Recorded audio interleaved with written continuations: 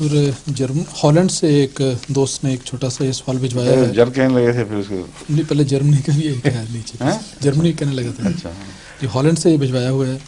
وہ لکھتے ہیں کہ کیا تبلیغ کے دوران ہم علامہ اقبال یا دیگر غیر جماعت معاند شعراء کے اشعار پیش کر سکتے ہیں؟ جو معاند اشعار ہیں ان کا ان پر کافی اثر معلوم ہوتا ہے.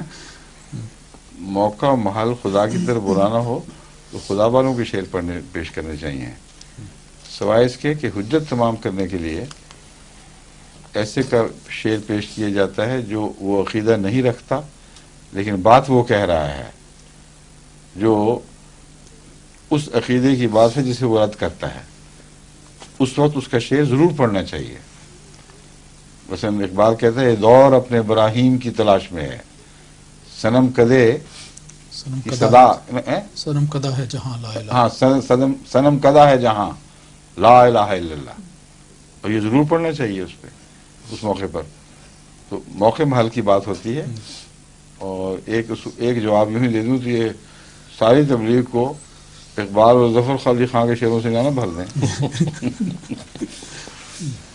چلیں